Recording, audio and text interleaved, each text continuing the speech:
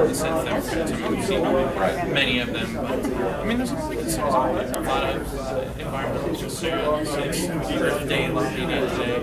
Are they founded in fact, Jim? No, they're not founded in fact. There's been over 1 million wells, natural gas wells, fractured in this country over many decades.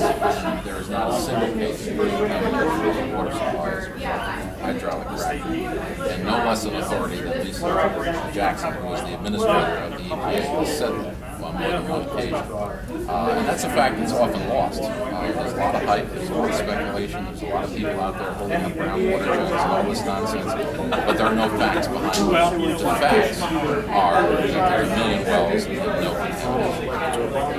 I mean, we've seen instances like Dimmick, and I know that there are arguments to be made on both sides that Dimmick can press. I mean, people are genuinely concerned when it comes to.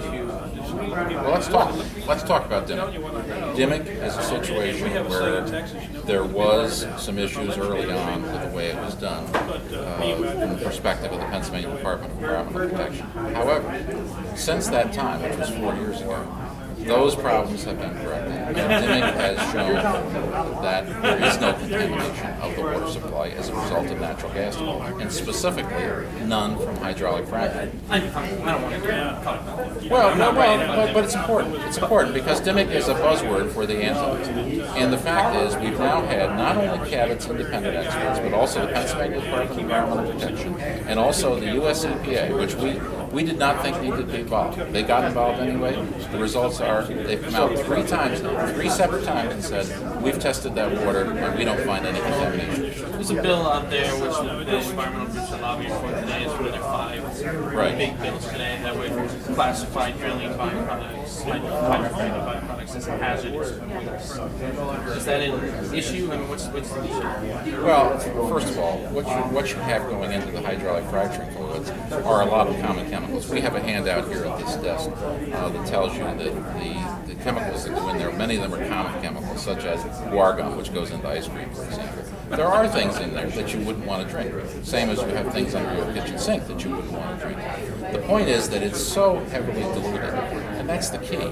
It's so heavily diluted that it has no practical effect on anything else. If you look at what's happening with the flowback water, that's all being recycled now. It's a closed loop system. There's no possibility of it getting into the water system, and we're constantly recycling that stuff. That was a good catch. Very good. That was very good.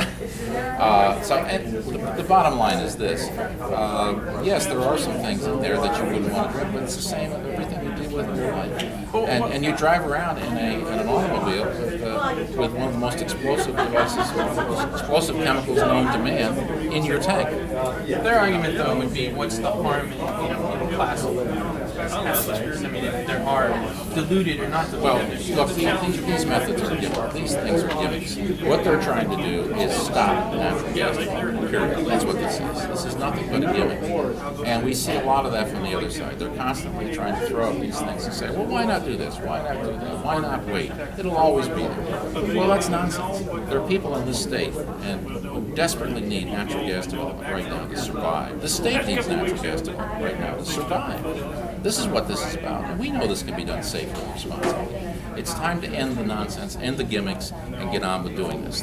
New York State has just come out with a 1,500-page SGIS, which thoroughly documents that this can be done safely and responsibly, and has the most intensive review of this process anywhere in the country, probably anywhere in the world. And they've come up with regulations that are going to be the toughest. Are we saying that isn't going to work after we've fractured 1 million wells and we don't have one single case of water contamination in this country? This is absurd not to proceed. What's your background? You know, if you don't mind me, Let me give it a